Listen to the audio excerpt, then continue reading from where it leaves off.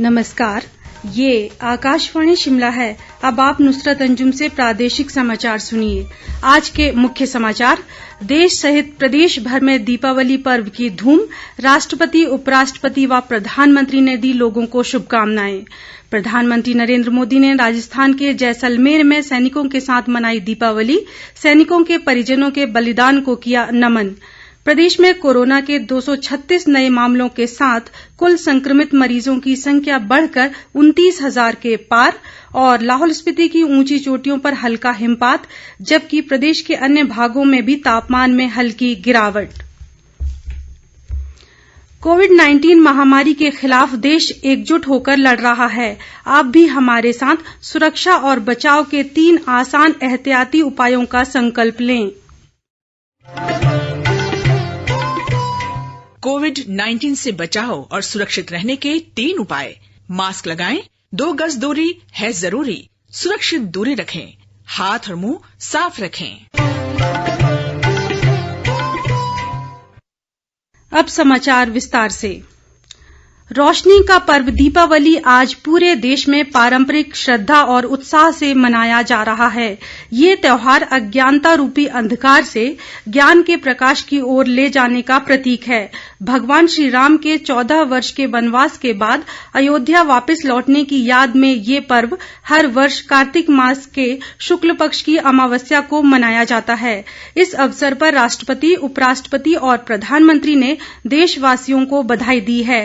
राष्ट्रपति रामनाथ कोविंद ने एक संदेश में कहा है कि विभिन्न धर्म और संप्रदाय के लोगों द्वारा मनाए जाने वाले इस त्योहार से देश के लोगों के बीच एकता, सद्भाव और भाईचारे की भावना मजबूत होती है। उपराष्ट्रपति एम वेंकैया नायडू ने दीपावली पर देशवासियों को बधाई देते हुए कहा कि पारंपरिक श्रद्धा और उत्साह के साथ मनाई जाने वाली दीपावली बुराई पर अच्छाई की जीत का प्रतीक है। प्रधानमंत्री नरेंद्र मोदी ने एक ट्वीट में आशा प्रकट की है कि दीपावली का त्योहार सभी के जीवन में प्रसन्नता और खुशहाली बढ़ाएगा। उन्होंने इस अवसर पर सभी लोगों की समृद्धि और बेहतर स्वास्थ्य की भी कामना की है। प्रधानमंत्री नरेंद्र मोदी ने राजस्थान के जैसलमेर जिले में ऐतिहासिक लोंगोवाल पोस्ट पर सैनिकों के साथ आज दीपावली मनाई। जवानों को संबोधित करते हुए उन्होंने कहा कि भारत को अपने सशस्त्र बलों पर गर्व है जो साहसपूर्वक राष्ट्र की रक्षा करते हैं। प्रधानमंत्री ने कहा कि भारतीय जवानों का शौर्य हर परिस्थिति में विजयी रहा है, चाहे वो हिमालय की चोटियां हो, मरुस्थल का विस्तार हो या घने जंगल अथवा समुद्र की गहराइयां। सैनिकों के परिजनों के बलिदान को नमन करते हुए उन्होंने कहा कि ये दीपावली सैनिकों के साथ मनाए जाने के बाद ही पूरी होगी। प्रधानमंत्री ने कहा कि भारत की रणनीति स्पष्ट है और वह आपसी समझ तथा दूसरों को समझने का अवसर देने की नीति पर विश्वास रखता है। यदि कोई परखने का प्रयास करेगा तो उसे उसका गंभीर जवाब मिलेगा। प्रधानमंत्री ने कहा कि भारत ने दुनिया को दिखा दिया है कि सही उत्तर देने के लिए देश के पास शक्ति और राजनीतिक इच्छा शक्ति है। उन्होंने कहा कि भारत की सैन्य शक्ति और तुलनात्मक क्षमता कई गुना बढ़ी है। प्रधानमंत्री ने कहा कि दुनिया समझ चुकी है कि देश किसी भी कीमत पर अपने हितों के साथ समझौता नहीं करेगा। उन्होंने कहा कि प्रत्येक भारतवासी देश के जवानों की शक्ति, शौर्य और दृढ़ता के प्रति गौरवान्वित है और दुनिया की कोई ताकत हमारे सैनिकों को सीमाओं की रक्षा करने से नहीं रोक सकती। प्रधानमंत्री ने कहा कि भारत अपनी रक्षा क्षमताओं को तेजी से बढ़ा रहा है और इस क्षेत्र में आत्मनिर्भर बन रहा है। सरकार ने स्वदेशी हथियारों के कारखानों पर ध्यान केंद्रित करने का फैसला किया है। उन्होंने कहा कि इस फैसले ने 130 करोड़ भारतवासियों को वोकल फॉर लोकल के सिद्धांत पर अमल करने के लिए प्रेरित किया है। इधर प्रदेश में भी दीपावली का त्योहार हर्षोल्लास व धूमधाम से मनाया जा रहा है। लोगों ने एक दूसरे को मिठाइयां, तोहफे व पारंपरिक व्यंजन देकर दीपावली की शुभकामनाएं दी। लोगों ने अपने घरों को विशेष रूप से सजाया है और प्रदेश भर में पारंपरिक व्यंजन बनाकर दीपावली का पर्व मनाया जा रहा है। हालांकि कोरोना महामारी और प्रदूषण के चलते प्रशासन सहित विभिन्न समाजसेवी संस्थाओं ने लोगों से ग्रीन व सुरक्षित दीपावली मनाने की अपील की है। लोगों से पटाखों का उपयोग न करने या कम से कम करने का आग्रह भी किया गया है।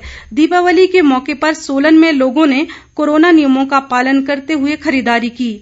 हमारे जिला संवाददाता ने बताया कि अधिकतर लोग ग्रीन दीपावली मनाने के पक्ष में हैं।